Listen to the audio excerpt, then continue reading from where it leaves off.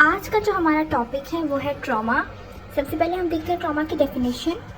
Injury to the human body occurs when it is exposed to sudden transfer of high energy that the body can not withstand.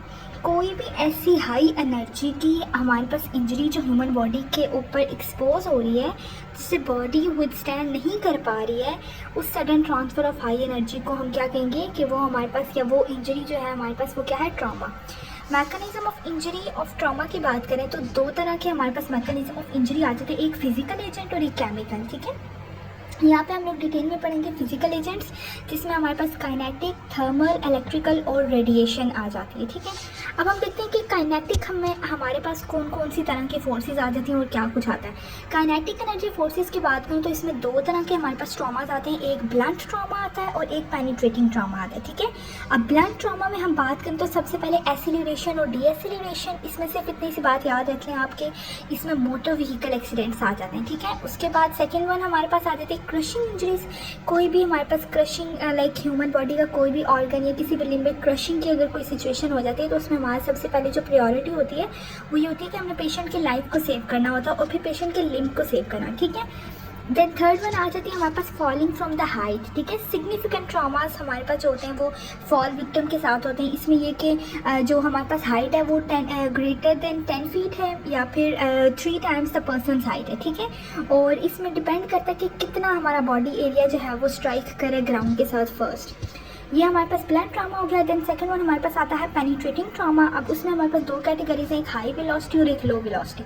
इसमें examples देखें तो high velocity में हमारे पास long and short gun shots आ जाएंगे, guns आ जाएंगी, और लो वेलोसिटी में हमारे पास नाइफ्स और राइफल्स आ जाएंगे। ठीक है, अब तो हमें पता चल गया कि ट्रॉमा क्या होता है और इसमें किस तरह का मैकेनिज्म ऑफ इंजरी हो सकता है। अब हम देखते हैं कि अगर हमारे पास कोई ट्रॉमाटाइज पेशेंट आ जाता है तो उसकी मैनेजमेंट कैसे करेंगे हम लोग। ठीक है, इसकी मैनेजमेंट में जो सबसे पहला प्रोटोकॉल हमारे पास मेजर प्रोटोकॉल आता है वो एटलस का आता है, यानी कि एडवांस ट्रॉमा लाइफ सपोर्ट का आता है। ठीक है, उसमें हमारे पास 3 स्टेप्स हैं, प्राइमरी सर्वे, सेकेंडरी सर्वे और डेफिनेटिव ट्रीटमेंट। ठीक है, एक तो ये हो गया एटलस का प्रोटोकॉल। देन सेकेंड वन जो हमारे पास मोस्ट इंपॉर्टेंट आता है वो हमारे पास 5 Rs का आता है। ठीक है, 5 RS। तो 5R का प्रोटोकॉल अगर आपसे पूछे तो वो ये है कि first R1, R2, R3, R4 and R5। R1 stands for rapid evaluation, then R2 resuscitation, R3 में रेडियोलॉजी, R4 में री इवैल्यूएशन एंड R5 में हमारे पास आ जाता है रिपेयर एंड रिहेबिलिटेशन। ठीक है, अब हम वन बाय वन इनको डिस्कस करेंगे एक्सप्लेनेशन के साथ।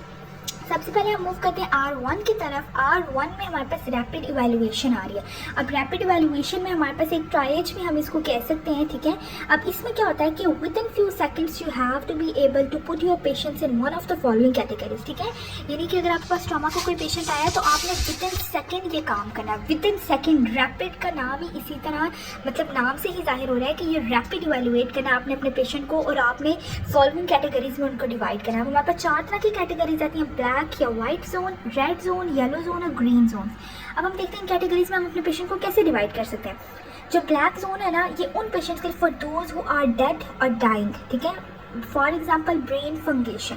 अब ऐसे पेशेंट्स जो या तो डेड हो चुके हैं या फिर वो डाइंग की तरफ हैं। ठीक है, फॉर एग्जाम्पल अगर ब्रेन फंगेशन का कोई केस सिनेरियो आपके पास कोई पेशेंट आ जाता है तो आप उसको ब्लैक या वाइट जोन में डालेंगे। ठीक है, रेड जोन, रेड जोन अब कलर इंडिकेट करे कि अर्जेंट उसको, उस पेशेंट को हमारे पास जो है ना वो केयर की जरूरत है विद इन 5 to 10 मिनट्स। अब इसमें एग्जाम्पल कौन सी आएगी? External haemorrhages. ठीक है, या रेस्पिरेटरी कॉम्प्रोमाइज जिनके पेशेंट में अक्सर हो जाता है ट्रॉमा की वजह से, तो उनको हम लोग रेड जोन में डाल देंगे। उसके बाद आ जाता है येलो जोन। येलो जोन में वो पेशेंट्स आते हैं जिनको अर्जेंट इंटरवेंशन की ज़रूरत तो होती है लेकिन वो 1 से 2 घंटे वेट भी कर सकते हैं। ठीक है, विद सम रिसस्किटेशन और investigations could be done with in 1 to 2 hours. अब इसमें एग्जांपल आएगी इंटरनल हेमरेज के पेशेंट्स। ठीक है, देन हमारे पास 4th वन आ जाता है ग्रीन जोन। ग्रीन जोन की बात करें तो ये उन पेशेंट्स के लिए होता है जो कि 1 से 2 दिन तक वेट कर सकते हैं। ठीक है, मतलब इतनी इंपॉर्टेंट नहीं है कि मतलब पेशेंट की जान जा रही है या ऐसा कोई सिनेरियो नहीं होता, बिकॉज ऐसा होता है कि अगर हम लोग उनको 1-2 दिन के बाद भी ट्रीट करें ना तो चल जाता है, पेशेंट की लाइफ थ्रेटनिंग कंडीशन नहीं होती, ठीक है। अब ये फॉर एग्जांपल रैपिड इवैल्यूएशन ऐसे है कि आपके पास इमरजेंसी में कोई भी रोड एक्सीडेंट हो जाता है जिसमें बहुत सारे पेशेंट्स आपके पास आ जाते हैं और हॉस्पिटल में अगर इमरजेंसी जो है वो अलर्ट हो जाता है तो फिर आपको रैपिड इवैल्यूएशन करनी चाहिए ताकि वो पेशेंट जो जिसकी जान हम बचा सकते हैं उसकी गोल्डन आवर में हम लोग उसको, मतलब अगर हम लोग रेड जोन में डालेंगे तो उसको अर्ली हम लोग फर्स्ट केयर दे के तो हम लोग उसकी जान बचा सकते हैं, ठीक है। तो इसी तरह जो पेशेंट्स डेड हैं या डाइंग हैं, बजाय इसके कि उसके ऊपर टाइम वेस्ट किया जाए और वो ऑलरेडी डेड है तो उन्हें हम ब्लैक में डाल देंगे। देन हमारे पास जो अर्जेंट केसेस में आएंगे वो रेड में, देन उससे कम में येलो एंड देन उसके बाद ग्रीन, ठीक है। देन सेकंड पे चलते हैं रिसस्किटेशन। अब रिसस्किटेशन में जो प्रोटोकॉल हमारे पास फॉलो होगा वो ABCDE वाला होगा। A stands for airway, B for breathing, C से सर्कुलेशन, D से डिसेबिलिटी एंड E से एक्सपोजर। अब हम देखेंगे कि एयरवे में क्या होता है। एयरवे में वही है कि पेशेंट का सबसे पहले हम लोगों ने ना the patients airway should be evaluated and protected in general if patient is capable of unstrained speech his airway is patent. सबसे पहले तो आप पेशेंट से बात करेंगे, जब अगर आपकी बात का जवाब दे देता है पेशेंट तो आपको पता चल जाएगा कि ओके है, पेशेंट का एयरवे जो है वो पेटेंट है, ठीक है। और इसमें ये होता है कि तमाम हमें जितने भी पेशेंट्स आए होते हैं उनको ऑक्सीजन मास्क देना चाहिए जब तक वो हॉस्पिटल रीच करते, ठीक है। ये एक हमारे पास एमरजेंसी लाइक फर्स्ट एड के तौर पर हो जाएगा। Then assess for obstruction, facial fractures, tracheal injuries, tracheal deviation etcetera. Airway के साथ साथ आपने उसके फेस पे क्या देख लेना है, ऑब्स्ट्रक्शन, कोई फेशियल फ्रैक्चर तो नहीं है, कोई इंजरीज वगैरह तो नहीं है, ठीक है। उसके बाद सर्वाइकल कॉलर उसको दे देना ताकि आप उसकी स्पाइन को जो है प्रोटेक्ट कर सकें। देन हमारे पास जॉ थ्रस्ट का मैनवर आता है, ठीक है, वो कर सकते हैं। Then open the mouth to remove the obstruction और secretions, do suction to remove any obstruction, blood, vomit. For example patient का अगर आप एयरवे चेक करें, ऑब्वियसली आप उसके फेस के ऊपर हैं तो देन अगर आपको लग रहा है कि ब्लड है या वॉमिट या इस तरह का कोई भी फॉरेन बॉडी पार्टिकल आपके पेशेंट के माउथ में है तो आप उसको सबसे पहले रिमूव करें, ठीक है। देन हमारे पास ओरोफेरेंजियल या नेसोफेरेंजियल एयरवे आ जाता है। इससे भी हम लोग पेटेंसी ऑफ एयरवे को जो है वो मेंटेन करते हैं और प्रिवेंट करते हैं कि टंग जो है हमारी पेशेंट की वो फॉल ना करे, ठीक है, अनकॉन्शियस पेशेंट में।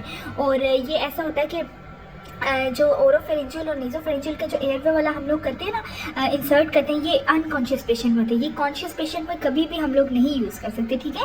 और उसमें फिर गैग रिफ्लेक्स और वॉमिटिंग वगैरह पेशेंट को हो सकती है। देन हमारे पास आता था एंडोट्रैकियल इंटूबेशन, ठीक है। ये हम लोग एपनिया वगैरह के हेड इंजरीज की केसेस में करते हैं, ठीक है, और सर्वाइकल के फ्रैक्चर्स में भी कर सकते हैं। देन आ जाता है क्रिकोथायरोडोटमी, ये भी एयरवे के ऑब्स्ट्रक्शन के लिए हम लोग यूज़ करते हैं, ठीक है। इसमें एक एंडोट्रैकियल ट्यूब हम लोग पास करते हैं ताकि पेशेंट को एयरवे में जो है वो फैसिलिटेट कर सके। 10 सेकेंड हमारे पास आ जाता है ब्रीदिंग में हम लोगों ने चेक करना होता है पेशेंट के 10 सेकेंड्स में कि उसकी ब्रीदिंग्स कैसे है, ठीक है। PO2 का लेवल हम लोग चेक करेंगे, ऑक्सीजन सैचुरेशन वगैरह चेक कर लेते हैं।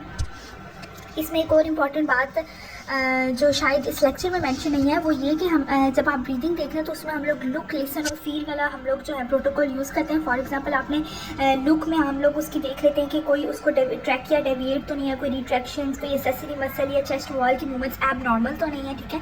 ये सारी चीज़ें लुक में आ जाएंगी। लिसन में हम लोग ऑस्कल्टेशंस देखते हैं, इक्वली बायलेटरली हम लोग चेक करेंगे कि जो उसके ब्रीथ साउंड्स है वो नॉर्मल है या एब नॉर्मल है। देन फील में हमारे पास पैल्पेशन आ जाता है। पैल्पेशन में हम लोग ट्रैकिया की डेविएशन देख सकते हैं पैल्पेट करके और ब्रोकन रिब्स को देख सकते हैं, बिकॉज अब आप ब्रीदिंग पे आ गए तो आप चेस्ट वाला सारा एरिया जो है वो एग्जामिन करेंगे। देन आ जाता है सर्कुलेशन की बात करें तो सबसे पहले आपने सर्कुलेशन में ना आप चेक करना है कि आपकी जो पेरिफेरल पल्सेशंस हैं वो कैसी हैं, टैकीकार्डिया है या ब्रैडीकार्डिया है, ये सारी चीज़ें आपने देखनी है, ठीक है। आपने ये देखना है कि पेशेंट शॉक में तो नहीं जा रहा, न्यूरोजेनिक या किसी भी तरह का कार्डियोजेनिक शॉक जो है वो शॉक में तो नहीं जा रहा। अगर वो शॉक में जा रहा है तो आपको obviously immediately anti shock measures लेने पड़ेंगे, ठीक है। उसके बाद ब्लड प्रेशर आपने चेक करना है और एक्यूरेट उसको चेक करना है आपने, ठीक है। उसके बाद नेक वेन्स वगैरह चेक करनी है आपने, देखना है कि उसमें कोई इशू तो नहीं आ रहा, ठीक है। तो ये सर्कुलेशन। देन हमारे पास आ जाता है डिसेबिलिटी के लिए हम लोगों ने चेक करना लेवल ऑफ कॉन्शियस। किसी भी पेशेंट का on the side of trauma हम लोग सबसे पहले ये चीज़ देखते हैं कि पेशेंट कॉन्शियस है कि नहीं, ठीक है। उसमें एक AVPU स्केल आ जाता है जिसमें अवेक, वर्बल रिस्पॉन्स, पेन और अनरिस्पॉन्सिव। और मोस्ट कॉमनली जो बहुत ज़्यादा प्रैक्टिस में यूज़ होता है वो ग्लासगो कोमा स्केल है। इससे आप इजीली पता कर सकते हैं कि आपका पेशेंट कॉन्शियस की स्टेट में है या अनकॉन्शियसनेस की स्टेट में। उसके बाद हम देखते हैं कि ग्लास्को कोमा स्केल क्या होता है। बेसिकली ग्लास्को कोमा स्केल में भी हमारे पास जो है वो 3 तरह की कैटेगरीज होती हैं। अब इसमें हमारे पास ना टोटल 15 पॉइंट्स होते हैं, ठीक है। अगर लेस देन 8 होगा तो हमारे पास क्या होगा, पेशेंट कोमाटाइज होगा, ठीक है। और इसमें हम लोग देखते हैं कि कैसे आता है। सबसे पहले इसके लिए ऐसे है कि आई ओपनिंग है, ठीक है। अगर आंखें वो बिल्कुल नहीं खोल रहा तो 1 है। अगर वो किसी पेनफुल स्टिमुलस पे आंखें खोलेगा तो देन 2, देन अगर वो आपकी आवाज़ पे खोल रहा है तो 3, देन स्पॉन्टेनियसली ओपन कर रहा है तो 4, ठीक है। इसी तरह इसकी मार्किंग होगी वर्बल रिस्पॉन्स में भी none, incomprehensible sounds, incomprehensible words and then confused and then oriented, ठीक है। इसके 5 पॉइंट्स होंगे। देन हमारे पास मोटर रिस्पॉन्स के 6 पॉइंट्स होंगे। फर्स्ट वाला ये है कि वो कोई रिस्पॉन्स नहीं कर रहा है। Then decerebrate, for example extension posturing कर रहा है तो 2 स्कोर देंगे हम लोग। डी कॉर्टिकेट फ्लेक्शन पोस्चरिंग कर रहा है तो 3, विथड्रॉज टू पेन कर रहा है तो 4, लोकलाइज पेन है तो 5, और अगर वो फॉलो करे आपकी कमांड तो उसको आप 6 स्कोर देंगे, ठीक है। ये था हमारे पास ग्लास्को कोमा स्केल। देन हमारे पास ई में आ जाता है एक्सपोजर। सबसे पहले आपने उसकी क्लॉथिंग्स को रिमूव करना है, ठीक है। उसके चेस्ट को एग्जामिन करना है, कोई ब्रूजेस वगैरह तो नहीं है, हार्ट साउंड्स, उसके ब्रेथ साउंड्स और टोटल असेसमेंट करने, ठीक है। और इसके बाद आफ्टर एक्सपोजर यू मे, अब एक्सपोजर जब हम पेशेंट का करें तो कुछ इंपॉर्टेंट फाइंडिंग्स हमारे पास है। वो ये कि इक्कीमोसिस को देखना है हमने on the side of trauma, और ग्रे टर्नर सिंड्रोम, ठीक है। ग्रे टर्नर साइन भी हम लोगों ने देखना है। उसके बाद हमारे पास आ जाता है R3 रेडियोलॉजी। रेडियोलॉजी में बेसिक एक्सरे हम लोग करते हैं। उसके बाद डिपेंड करता है कि कौन सा डॉक्टर आपको जो है वो रेफर करे आगे। अगर जनरल सर्जरी का होगा तो उसमें इरेक्ट एब्डोमेन आ जाएगा। कार्डियोथोरेसिक सर्जरी के लिए होगा चेस्ट एक्सरे, बहुत ज़्यादा इंपॉर्टेंट है। न्यूरो सर्जरी के लिए हम स्कल और स्पाइंस करते हैं। ऑर्थोपेडिक सर्जरी के लिए हम पेल्विस, स्पाइन और फ्रैक्चर्स करते हैं, ठीक है। उसके बाद हमारे पास एक आ जाता है रेडियोलॉजी में एक इंपॉर्टेंट हमारे पास टेस्ट आ जाता है, उसको हम कहते हैं fast focused assessment with sonography for trauma, ठीक है। इसमें हम 4 चीज़ों पे फोकस करते हैं।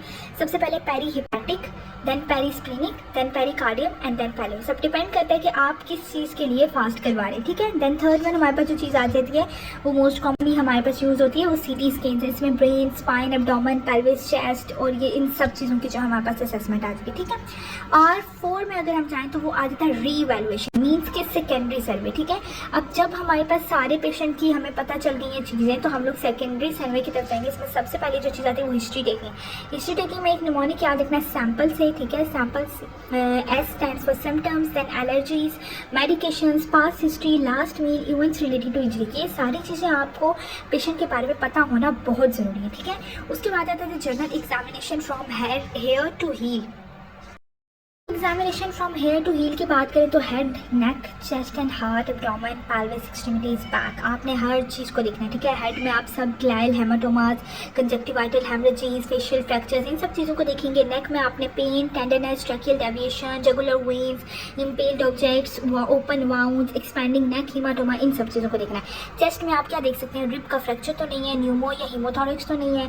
एब्डोमेन में आपने एब्डोमेन और पेल्विस में आपने coolant sign, grey Turner sign और खैर साइंस देखने, ठीक है। देन एक्सट्रीमिटीज में फ्रैक्चर्स देख सकते हैं, पल्सेशंस देख सकते हैं, इंजरीज देख सकते हैं। बैक में आप ब्रूजिंग्स देख सकते हैं, impaled objects, pain and tenderness, ठीक है। देन हमारे पास लास्ट पॉइंट आ जाता है R5, जो कि हमारे पास है रिपेयर एंड रिहैबिलिटेशन, या फिर हम इसको definitive treatment of individual injuries भी कहते हैं। अब जब आपको पेशेंट के बारे में सब कुछ पता चल गया, आपने पेशेंट को कैटेगराइज कर दिया कि वो किस जोन में है, देन आपने उसकी हिस्ट्री और सारी चीज़ें देखनी है, उसके आपकी रेडियोलॉजिकल एग्जामिन आपने फाइंडिंग्स देखनी है। देन अब हमारे पास टाइम आता है कि हम लोग अपने पेशेंट को आगे फर्दर डेफिनेटिव ट्रीटमेंट की तरफ जो है मूव ऑन करें, ठीक है। अब उसमें ये होता है कि finally the patient is admitted to the hospital, ठीक है, और उसको one of the following destination पे भेज देते हैं। अब हमें पता चल जाएगा कि पेशेंट को हमें कहाँ पे रेफर करना चाहिए। उसको जनरल सर्जरी के डिपार्टमेंट में भेजना है, न्यूरो सर्जरी के डिपार्टमेंट में भेजना है, ऑर्थोपेडिक सर्जरी के डिपार्टमेंट में भेजना है, कार्डियोथोरेसिक सर्जरी डिपार्टमेंट में भेजना है या ICU में भेजना है, ठीक है। तो ये था हमारा आज का ट्रॉमा का लेक्चर। इसमें हमने ट्रॉमा की डेफिनेशन देखी, मैकेनिज्म ऑफ इंजरी देखा, उसकी मैनेजमेंट देखी और मैनेजमेंट के सारे प्रोटोकॉल्स को हमने डिटेल में देखा, ठीक है।